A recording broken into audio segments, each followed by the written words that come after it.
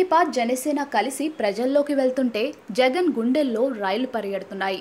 అడ్డుకునేందుకు అనేక కుట్రలు చేస్తున్నారు.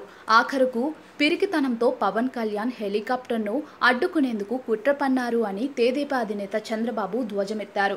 గురువారం అంబాజీపేట, అమలాపురంలో సభలకు రాజమహేంద్రవరం నుంచి పవన్ కళ్యాణ్ హెలికాప్టర్లో రాకుండా సాంకేతిక కారణాలు చూపుతూ అడ్డుకునేందుకు కుట్ర చేశారని మండిపడ్డారు. చివరకు నేను నా హెలికాప్టర్ను పవన్ కోసం పంపాను. అధికారులు మీరంతా ఎన్నికల కమిషన్ పర్యవేక్షణలో పనిచేస్తున్నారనే విషయాన్ని గుర్తుంచుకోవాలి అని చంద్రబాబు అన్నారు. పవన్ కళ్యాణ్ రాజమహేంద్రవరం ఎయిర్పోర్ట్కు చేరుకున్నారు. అక్కడి నుంచి అంబాజీపేట సభకు వెళ్లాల్సి ఉంది. అయితే ఆయన హెలికాప్టర్తో వచ్చిన కో పైలట్కు విమానాశ్రయం నుంచి హెలికాప్టర్ తీసుకెళ్లేందుకు అనుమతి లేదనే కారణంతో ఆపేశారు. అప్పటికే అంబాజీపేటలో వేచి ఉన్న చంద్రబాబుకు ఈ సమాచారం తెలియడంతో రాజమహేంద్రవరంలోనే ఉన్న తన హెలికాప్టర్కు చెందిన కో పైలట్ సాయంతో పవన్ దాదాపు గంట అనంతరం సాయంత్రం 5:20 బయలుదేరి కోనసీమ చేరుకున్నారు. పవన్ హెలికాప్టర్ కో పైలట్కు బేగంపేటలో ఇచ్చినట్లే తాత్కాలిక పాస్ ఇవ్వమని కోరినా నిబంధనల ప్రకారం సాధ్యం కాదనే సమాధానం వచ్చిందని చెబుతున్నారు. బేగంపేటలో లేని ఇబ్బంది రాజమహేంద్రవరంలో ఎందుకొచ్చిందన్న ప్రశ్నకు సమాధానం కరువైంది. ఇదంతా రాజకీయ దురుద్దేశంతోనే చేశారన్న ఆరోపణలు వినిపిస్తున్నాయి. దీనిపై రాజమహేంద్రవరం విమానాశ్రయ ఏపీడీ జ్ఞానేశ్వర్ను వివరణ కోరగా కో పైలట్కు ఎయిర్పోర్ట్ ఎంట్రీ పర్మిట్ లేనందున సెక్యూరిటీ కారణాలతో అభ్యంతరం తెలిపామన్నారు. అంబాజీపేటలో ప్రజాగళం సభకు వచ్చిన చంద్రబాబును కోడికత్తి కేసు బాధితుడు జనిపల్లి శ్రీనివాస్ కుటుంబ సభ్యులతో వచ్చి హెలీప్యాడ్ వద్ద కలిశారు. తనకు న్యాయం జరిగేలా చూడాలని కోరారు. 40 సంవత్సరాలుగా ఈ క్లాక్ టవర్ సాక్షిగా మీటింగ్లు పెట్టాం. నా జీవితంలో ఎప్పుడూ చూడని ఉత్సాహం ఈరోజు మీ దగ్గర నుంచి చూస్తున్నాను. ఈరోజు మేము వచ్చింది అనుభవం ఉన్న నేను ప్రజలకు సేవ చేయాలనే తపనున్న వ్యక్తి, పవర్ స్టార్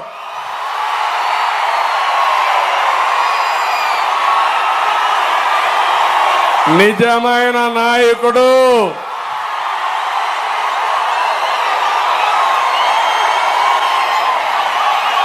మీరు నచ్చిన నాయకుడు, మీరు మెచ్చిన నాయకుడు.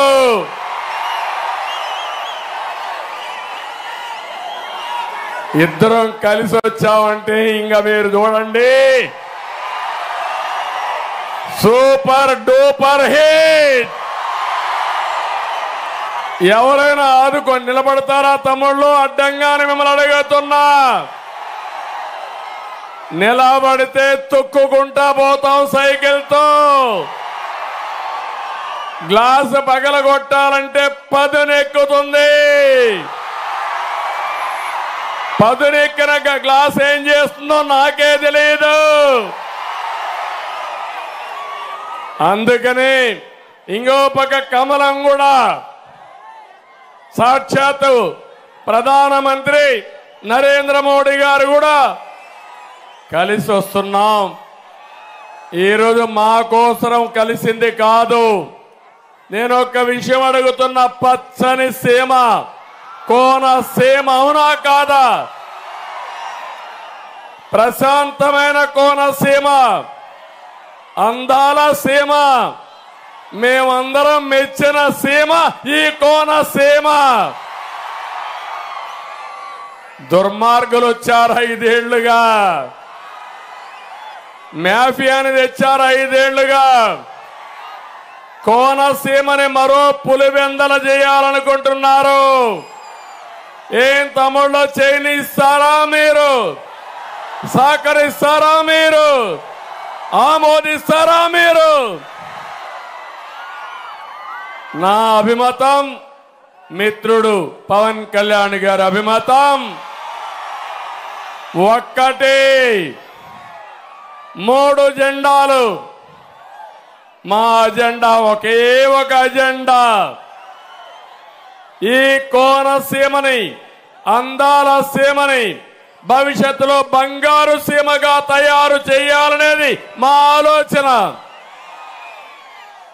అంతేకాకుండా ఎక్కడో కాశ్మీర్లో ఇంటర్నెట్ క్యాన్సిల్ చేసి మొన్ననే కులాల మధ్య చిచ్చు పెట్టి వైఎస్ఆర్ కాంగ్రెస్ పార్టీ చలిగాల్చుకుంటూ ఇంటర్నెట్ క్యాన్సిల్ చేశారు. తెలుసు కదా తమ్ముళ్ళు ఏం జరిగిందని అడుగుతున్నా. ఇక్కడుండి మీ తప్పు ఉందా అని మిమ్మల్ని అడుగుతున్నా. ఏ ఒక్కరైనా తప్పు చేశారా అని మిమ్మల్ని అడుగుతున్నా. ఈ బాధ్యత ఎవరిదని మిమ్మల్ని అడుగుతున్నా. జగన్మోహన్ రెడ్డి వైఎస్ఆర్ కాంగ్రెస్ అవునా కాదా అని మిమ్మల్ని అడుగుతున్నా. అవునంటే గట్టిగా చప్పట్లు కూడా చెప్పండి, ఖండించండి. ఇంకొక పక్క నేను ఇప్పుడు వచ్చినప్పుడు ఎప్పుడు నాకు గుర్తుండే వ్యక్తులు ఎప్పుడు శాశ్వతంగా ఉంటారు. ఒకటి బాలయోగి, కోనసీమ ముద్దు బిడ్డ బాలయోగి. బాలయోగిని ఎప్పుడూ నేను మర్చిపోలేను. ఒక సాధారణ కుటుంబంలో పుట్టాడు, ఒక దళిత కుటుంబంలో పుట్టాడు. స్పీకర్గా పెడితే ఆ కుర్చీకి వన్నీ తీసుకొచ్చాడు, రాణించాడు. అలాంటి వ్యక్తి బాలయోగి గారు. రెండో వ్యక్తి మెట్ల సత్యనారాయణ. ఎన్టీ రామారావు గారు పార్టీ పెడితే మొట్టమొదటిసారిగా పార్టీలో చేరి పార్టీ జెండా మోసిన వ్యక్తి, చనిపోయే వరకు పార్టీ జెండా మోసిన వ్యక్తి. అలాంటి వ్యక్తిని ఒకసారి గుర్తు చేసుకుంటూ ఈరోజు మనం ఈ మీటింగ్ ప్రారంభిద్దాం. అదే మాదిరిగా ఈరోజు నేను మిమ్మల్ని ఒకటే కోరుతున్నా. తెలుగుదేశం పార్టీ, జనసేన, బీజేపీ మేము జట్టు కట్టాం, కూటమిగా వచ్చాం. మా స్వార్థం కోసరం కాదు, ఈ రాష్ట్రాన్ని బాగు చేయడానికి. ఈ 5 సంవత్సరాల్లో మీరు ఒక్కసారి ఆలోచిస్తే రాష్ట్రానికి తీరని నష్టం జరిగింది. ఏం తమ్ముళ్ళు జరిగిందా లేదా? ఒక అహంకారి, ఒక విధ్వంసంతో, అవినీతితో రాష్ట్రాన్ని సర్వనాశనం చేశాడు. ఈ రాష్ట్రాన్ని 20 ఏళ్ళు వెనక్కెళ్ళిపోయాం. ఇప్పుడు ఈ రాష్ట్రాన్ని కాపాడుకోలేకపోతే శాశ్వతంగా మనం కాపాడుకోలేం. మీరు ఒక్కసారి ఆలోచించండి. 2014లో ఎన్డీఏతో కలిసి తెలుగుదేశం పార్టీ పోటీ చేశాం. పవన్ కళ్యాణ్ గారు సమాజం కోసం పోటీ చేయకుండా మమ్మల్ని ఆశీర్వదించాడు, సహకరించాడు. ఈస్ట్ గోదావరి, వెస్ట్ గోదావరి జిల్లాలో స్వీప్ చేశాం. అన్ని సీట్లు మనమే గెలిచాం. ఈ రోజు నేను ఒకటే చెప్తున్నా, మీ యొక్క అభిమానం చూస్తున్నా. పిల్లలు, తమ్ముళ్ళు చూశాను, టీనేజర్స్ అయితే ఆకాశానికే ఎగురుతున్నారు. ఎప్పుడూ చూడని ఉత్సాహం మా ఆడబిడ్డల్లో. మళ్ళా మంచి రోజులు వస్తాయని మాకు మంగళారతులు ఇచ్చారు మా ఆడబిడ్డలు. మీ ఆశలు నెరవేర్చే బాధ్యత మాది. ఒకప్పుడు మేము అలయన్స్ పెట్టుకున్నప్పుడు ఏదైతే బైఫర్కేషన్ యాక్ట్ లో ఉండి అన్ని తీసుకొచ్చాం. 11 విద్యా సంస్థలు తీసుకొచ్చాం, ఎయిమ్స్ తీసుకొచ్చాం. ఇంకో పక్క మీరు ఒకసారి చూస్తే ఆ రోజు ప్రాజెక్టులన్నీ పూర్తి చేయడానికి పోలవరాన్ని కేంద్రం అనుమతితో, నిధులతో 72% పూర్తి చేశాం. అదే పోలవరం పూర్తి చేసుంటే ఈ గోదావరి జిల్లాల్లో 3 పంటలకు నీళ్లు వచ్చేటివి. అలాంటి రానియకుండా చేసే పరిస్థితికి వచ్చాడు. అమరావతి 3 ముక్కలు ఆటాడి అసలు రాజధాని లేకుండా, చిరునామా లేకుండా 10 సంవత్సరాలు మనల్ని ఆడుకున్న వ్యక్తి ఈ జగన్మోహన్ రెడ్డి అని చెప్పి కూడా నేను మీకు తెలియజేస్తున్నా. నేను ఒకటే మిమ్మల్ని అందరిని అడుగుతున్నా. ఈరోజు మీరు ఒక్క విషయం చెప్పండి. 5 సంవత్సరాలు ఈ ప్రభుత్వంలో రాష్ట్రం చాలా నష్టపోయింది. నాడు వ్యవసాయంలో బెస్ట్ గా ఉండేవాళ్ళం. ఈరోజు వ్యవసాయంలో అక్వాలో కూడా ఫస్ట్ ఉండేవాళ్ళం. పెట్టుబడుల్లో ఫస్ట్ ఉండేవాళ్ళం, ఉద్యోగ కల్పనలో బెస్ట్గా ఉండేవాళ్ళం, ఏపీ ఆరోగ్య సూచికలో విద్యా ప్రమాణాల్లో నెంబర్ 1గా ఉండేవాళ్ళం, రోడ్లు అద్దం లాంటి రోడ్లు ఉండేటివి, పథకాలు వినియోగంలో నెంబర్ 1గా ఉన్నాం, సాగునీటి ప్రాజెక్టులన్నీ పూర్తి చేసి బ్రహ్మాండంగా ముందుకు పోయాం. తమ్ముళ్ళు, ఏ రైతైనా ఆనందంగా ఉన్నాడా అని మిమ్మల్ని అడుగుతున్నా. కోనసీమ డెల్టా ప్రాంతం దేశానికి అన్నం పెట్టిన ప్రాంతం ఇది. అన్నదాత ఈ రోజు రైతులు ఆల్రెడీ క్రాప్ హాలిడే ఇస్తూ తిండి లేకుండా అప్పుల పాలైపోయి రైతే అవస్థల్లో ఉండే పరిస్థితి వచ్చాడు. మా తమ్ముళ్ళు ఉన్నారు ఇక్కడ పిల్లలు. ఏం తమ్ముళ్ళు మీకు ఉద్యోగాలు వచ్చాయా అని మిమ్మల్ని అడుగుతున్నా. డిఎస్సి పెట్టాడా అని మిమ్మల్ని అడుగుతున్నా. జాబ్ క్యాలెండర్ ఇచ్చాడా అని మిమ్మల్ని అడుగుతున్నా. ఇస్తాడని నమ్మకం ఉందా అని మిమ్మల్ని అడుగుతున్నా. మళ్ళా మీకు జాబ్ రావాలంటే మళ్ళా మేము కూటమి రావాలి. నాకు కొన్ని ఆలోచనలు ఉన్నాయి. నా ఆలోచనలకి పదును పెడుతూ ఒక క్రియేటివిటీ ఇచ్చే ఆలోచన ఉండే వ్యక్తి పవన్ కళ్యాణ్ గారు అని చెప్పి కూడా నేను మీకు తెలియజేస్తున్నా.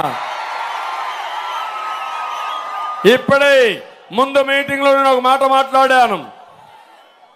బీసీల యొక్క జనాభాని కుల గణన చెయ్యాలి, చేస్తామని నేను ఒక మాట చెప్పాను. ఆ సమయంలో పవన్ కళ్యాణ్ గారు నాకు చెప్పింది, అది చేస్తూనే ఇక్కడ యూత్ ఉన్నారు, వీళ్ళందరి స్కిల్ డెవలప్మెంట్ చేసి ప్రపంచాన్ని జయించే శక్తి మన యువతకుంది. ఒక ఎగ్జాంపుల్ కూడా చెప్పాడు. నేను చిన్నప్పుడు మా అన్న నాకు సినిమా నేర్చుకునే డైలాగులు చెప్పడం కానీ నటన నేర్చుకోవడానికి నైపుణ్యాన్ని నేర్పించాడు.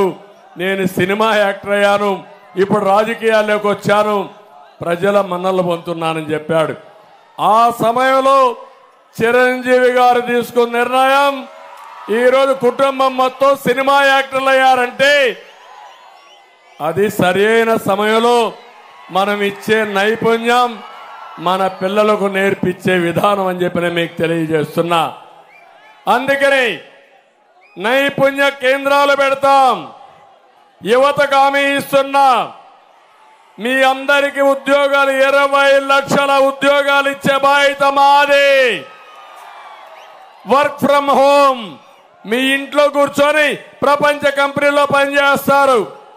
హైదరాబాద్ లో ఉన్నట్టు ఒక హైటెక్ టవర్ కూడా ఇక్కడే కోనసీమలో అందాల సీమలో కొబ్బరి చెట్ల మధ్యలో కట్టుకుంటే ఏ విధంగా ఉంటుందో ఒక్కసారి ఆలోచించండి. ఇప్పుడే పవన్ కళ్యాణ్ గారు చెప్పినట్టు ఒక ట్రైన్ కూడా వేసుకుని కొబ్బరి చెట్ల మధ్యలో పోతా ఉంటే టూరిజం కూడా బాగా అభివృద్ధి అయ్యే అవకాశాలు ఉంటాయి. అలాంటి బ్రహ్మాండమైన అవకాశాలుండే ప్రాంతం, ఎన్నో అభివృద్ధి కార్యక్రమాలు చేయగలిగే ప్రాంతం ఇది. నేను అందుకే మిమ్మల్ని అందరినీ కోరుతున్నా, తమ్ముళ్ళ భవిష్యత్తు ఏమమ్మా, ఆడబిడ్డలు మీరు ఆలోచించండి, తల్లిదండ్రులు మీరు ఆలోచించండి. ఈరోజు రాష్ట్రంలో చూస్తే ఎక్కడ చూసినా జే బ్రాండ్ మద్యం వచ్చిందా లేదా ఒక్కసారి ఆలోచించండి. ఒకప్పుడు తెలుగుదేశం పార్టీ టైంలో 60 రూపాయలు క్వార్టర్ బాటలు. ఇక్కడ కూడా చాలా మంది మందు బాబులు ఉన్నారు. ఏం తమ్ముళ్ళు 60 రూపాయలు ఇప్పుడు ఎంత? ఇప్పుడు క్వార్టర్ బాటలు 200 రూపాయలు. అవునా కాదా అని మిమ్మల్ని అడుగుతున్నా. ఆ మందులో నాణ్యత లేదు. ఒక క్వార్టర్ వేసుకుంటే కిక్ ఎక్కదు, రెండో క్వార్టర్ వేసుకుంటే 140 రూపాయలు చౌరం. 2 బాటలు తాగితే ఆరోగ్యం క్షీణించిపోతుంది, గుండెల్లో మంట వస్తుంది, కిడ్నీ సమస్యలు వస్తాయి.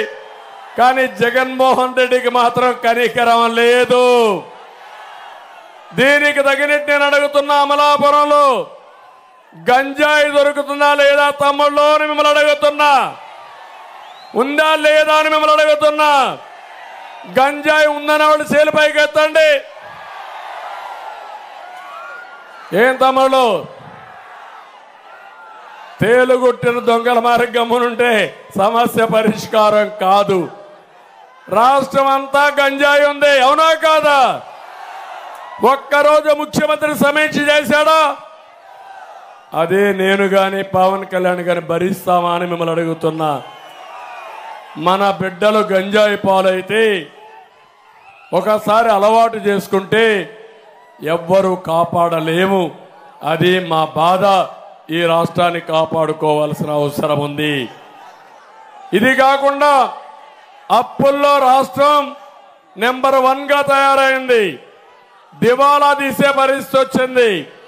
కడాన అప్పుల కోసం మీరు చూస్తే మద్యాన్ని తాకట్టు పెట్టి 25,000 కోట్ల రూపాయలు తెచ్చారంటే ఈ డబ్బులు ఎవరు కట్టాలని అడుగుతున్నా. అంతేకాదు ఎంఆర్ఓ ఆఫీసుల్ని, కలెక్టరేట్స్ ని, రైతు బజార్ను తాకట్టు పెట్టి అప్పులు తెచ్చే పరిస్థితికి వచ్చారు. ఇప్పటికే మీరు చూడండి, బాధుడే బాధుడు, అన్నీ పెరిగిపోయినాయి. పెట్రోల్ డీజిల్ పెరిగిందా లేదా అని మిమ్మల్ని అడుగుతున్నా. కరెంటు ఛార్జీలు పెరిగాయా లేదా అని మిమ్మల్ని అడుగుతున్నా. నిత్యావసర వస్తువుల ధరలు పెరిగాయా లేదా అని మిమ్మల్ని అడుగుతున్నా. చెత్త మీద పన్నేసాడా లేదా అని మిమ్మల్ని అడుగుతున్నా. ఆస్తి పన్నేసాడా లేదా అని మిమ్మల్ని అడుగుతున్నా. ఏం తమ్ముళ్ళు, ఇంత పన్నులేసి ట్యాక్సులేసి ఈ అప్పుల పాలు చేశాడంటే ఏమనాలి ఈ ముఖ్యమంత్రిని అంటున్నా. అతను చెప్పేది ఒకటి ఉంది, నేను సంక్షేమాన్ని ఇస్తానని. ఇప్పుడే పవన్ కళ్యాణ్ గారు చెప్పారు, మేము అతనికి ఇచ్చేదానికంటే మెరుగైన సంక్షేమ కార్యక్రమాలు ఇచ్చే బాధ్యత మాది. అతను 10 రూపాయలు ఇస్తే మేము 15 రూపాయలు ఇస్తాం, తగ్గించాం. తెలుగుదేశంలో 19% సంక్షేమ కార్యక్రమాల్లో బడ్జెట్లో పెడితే ఇతను ఇచ్చేది 15%. కానీ రూపాయి పెడితే 1000 రూపాయలు పబ్లిసిటీ ఇచ్చుకునే రకం ఇతను. చేసేది గోరంతా, పబ్లిసిటీ కొండంత. అదే జగన్మోహన్ రెడ్డి చేసే జగన్ నాటకం అని చెప్పి కూడా నేను మీకు తెలియజేస్తున్నా. అందుకనే మీరందరినీ ఒకే విషయం ఇప్పుడు కోరుతున్నాను. ఈ జగన్మోహన్ రెడ్డి గారు ఎక్కడికక్కడ ప్రభుత్వాన్ని నడపమని అధికారాన్ని ఇస్తే జగన్ మాఫియా సామ్రాజ్యాన్ని నడిపాడు. పరిపాలించమని సీఎం చేస్తే దాన్ని దోపిడీ లైసెన్స్ గా మార్చుకున్నాడు. ఒక్క ఛాన్స్ అన్నాడు, గుర్తుందా మీకు? అందరి తల మీద చెయ్యి పెట్టాడు, బుగ్గలు నిమిరాడు, ముద్దులు పెట్టాడు. ముఖ్యమంత్రి అయిన తర్వాత పిడి గుద్దులు గుర్తునే ఉన్నాడు, అవునా కాదా? అన్ని వ్యవస్థలు నిర్వీర్యం చేశాడు. ల్యాండ్, శాండ్, వైను, మైను, కబ్జాలు దేశంలోనే ఎక్కడా లేని విధంగా జరుగుతున్నాయి. మెడ మీద కత్తి పెట్టి ఆస్తులు రాయించుకుంటున్నారు. ఇది న్యాయమాని మిమ్మల్ని అడుగుతున్నా.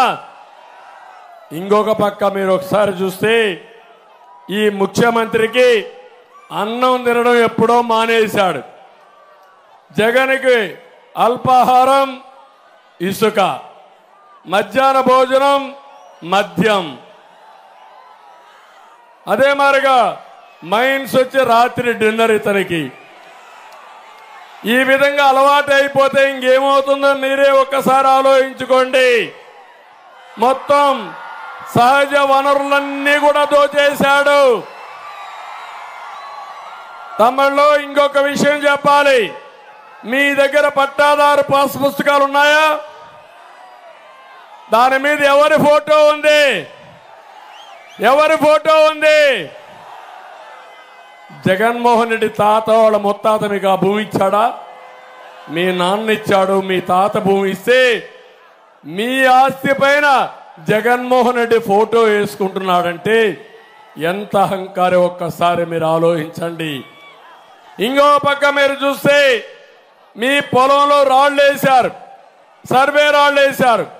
సర్వే రాళ్ల పైన కూడా ఈయన ఫోటో వేసుకునే పరిస్థితి వచ్చాడు. ఈ ముఖ్యమంత్రి ఒక రంగుల పిచ్చోడు.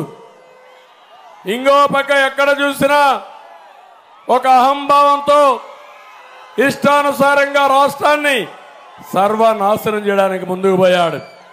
ఇప్పుడు కొత్త చట్టం తీసుకొచ్చాడు, భూ పరిరక్షణ చట్టం. ఆ చట్టంలో మీకు ఒరిజినల్స్ కూడా ఇవ్వరంటారు. రిజిస్ట్రేషన్ అయితే అన్ని ఆయన దగ్గరనే పెట్టుకుంటాడంట. అంటే రేపు రాబోయే రోజుల్లో మీ భూమిని తాకట్టు పెట్టినా వేరే వాళ్ళకి రాయించినా మీరు అడగలేని పరిస్థితి. ఇలాంటి చాలా జరిగే పరిస్థితి వస్తా ఉంది. అందుకే మీ అందరినీ గట్టిగా చెప్పడానికి మేము ఇక్కడికి వచ్చాం. ఈరోజు మీరు ఒక్కసారి చూడండి, ముఖ్యమంత్రి 5 ఏళ్ళు అయింది, 99% మేనిఫెస్టోలో పనులన్నీ చేశానని చెప్పాడు. నేను అడుగుతున్నా, పనులన్నీ చేస్తే నిన్న డ్రామా చేస్తున్నాడు. మనుషులను పట్టుకొచ్చి ఆరోగ్యశ్రీ సమస్యలు, తాగునీటి కష్టాలు, భూ వివాదాల పైన పిటిషన్లు తీసుకుంటూ పరిష్కారం చేశానని త్యాగమూర్తిని ప్రొజెక్ట్ చేసుకునే పరిస్థితికి వచ్చాడు. నేను ఒకటే చెప్తున్నా, ఈ ముఖ్యమంత్రికి 5 ఏళ్లు ముఖ్యమంత్రిగా పనిచేసి ఆరోగ్యశ్రీ కింద 3200 రోగాలకి పూర్తిగా డబ్బులు ఇచ్చారని చెప్పి అబద్ధాలు చెప్పి ఇంతవరకు మీరు చూస్తే కనీసం ఆరోగ్యశ్రీ పడకేసింది. ఎక్కడ హాస్పిటల్స్ లో మందులు లేవు. దివాలా తీసిన విధానాలతో, మభ్యపెట్టే విధానాలతో ముందుకు పోయాడని చెప్పి కూడా నేను మీకు తెలియజేస్తున్నా. ఇక్కడికి వచ్చినప్పుడు ఇంకొక విషయం, ఎప్పుడు అంటాడు బటన్ నొక్కానని. నేను అడుగుతున్నా, నువ్వు బటన్ నొక్కింది ఎంత, నువ్వు బొక్కింది ఎంత, మీ వాళ్ళు దోచింది ఎంత, సమాధానం చెప్పే ధైర్యం ఉందా అని అడుగుతున్నా. సవాలు విసురుతున్నా. నేను అడుగుతున్నా, ఈ బటన్ నొక్కేది మద్యపాన నిషేధం పైన ఎందుకు బటన్ నొక్కలేదని అడుగుతున్నా. సిపిఎస్ రద్దుకు ఎందుకు నొక్కలేదని అడుగుతున్నా. మా తమ్ముళ్ళ ఉద్యోగాల కోసం, డిఎస్సి కోసం బటన్ ఎందుకు నొక్కలేదో సమాధానం చెప్పమని అడుగుతున్నా. సమాధానం చెప్పే పరిస్థితిలో ఈ ముఖ్యమంత్రి లేడు. అమలాపురంలో దళితులున్నారు. దళితులందరికీ ఒకటే విజ్ఞప్తి చేస్తున్నా, 5 ఏళ్లుగా మీకేమైనా ఈ ముఖ్యమంత్రి చేశాడా అని అడుగుతున్నా. 27 సంక్షేమ కార్యక్రమాలు రద్దు చేశాడు. ఎస్సీ సబ్ ప్లాన్ రద్దు చేశాడు. ₹1 ఖర్చు పెట్టలేదు. బెస్ట్ అవైలబుల్ స్కూల్స్ అన్ని రద్దు చేశాడు. కులాంతర వివాహాలకు ఇచ్చే ప్రోత్సాహాన్ని రద్దు చేశాడు. ఇన్నోవా కార్లు ఇస్తే అవి కూడా రద్దు చేసే పరిస్థితికి వచ్చాడు. విదేశాల్లో చదువుకోవడానికి అంబేద్కర్ గారి పేరుతో విదేశ విద్యా విధానాన్ని తీసుకొస్తే దాని పేరు మార్చి జగన్ రెడ్డి పేరుతో విదేశ విద్యా విధానం పెట్టుకున్నారు. అది కూడా ఇచ్చే పరిస్థితిలో లేడు. మీరే చూశారు, ఒక డ్రైవర్ని చంపి, ఒక ఎస్సీని చంపి డోర్ డెలివరీ ఇచ్చారంటే ఎంత అహంభావం వీళ్ళకుందో అర్థం చేసుకోవాలి. రేపు గాని మళ్ళీ ఇలాంటి ప్రభుత్వం వస్తే దళితుల్నే కాదు ప్రతి ఒక్కరిని చంపి డోర్ డెలివరీ చేసినా ఆశ్చర్యం లేదు. ఈరోజు నేను ఉన్నాను, 14 సంవత్సరాల ముఖ్యమంత్రిగా ఉన్నా ఈ రాష్ట్రంలో. పవన్ కళ్యాణ్ గారు ఉన్నారు. రాజకీయం కోసం కాదు ఆయన వచ్చింది, ఆదాయం కోసం కాదు ఆయన వచ్చింది. ఆయన డబ్బులు కావాలంటే ఒక సినిమా యాక్ట్ చేస్తే బోల్డెంత డబ్బులు వస్తుంది, హ్యాపీగా దర్జాగా ఇంట్లో పడుకునే అవకాశం ఉంది. కానీ వచ్చింది ప్రజల కోసం వచ్చాడు. మీకు అన్యాయం జరిగితే చూడలేక సమాజం కోసం వచ్చిన వ్యక్తి పవన్ కళ్యాణ్ గారు. ఇప్పుడు నేను అడుగుతున్నా, ముఖ్యమంత్రి ఏమైనా కూడా ఇది ఉంటే పవన్ కళ్యాణ్ గారి పైన దాడి చేస్తాడు, నా మీద దాడి చేస్తాడు, మమ్మల్ని బూతులు తిట్టిస్తాడు. ఇదేమని అడిగితే ఈ పోలీసులు ఇష్టానుసారంగా ప్రవర్తించే పరిస్థితి వచ్చింది. నేను ఒకటే చెప్తున్నా, ఈరోజు నేను మీ ఉత్సాహం చూశాను, మీ అభిమానం చూశాను. ఏమాత్రం అనుమానం లేదు, రాబోయేది ఎన్డీఏ ప్రభుత్వమే.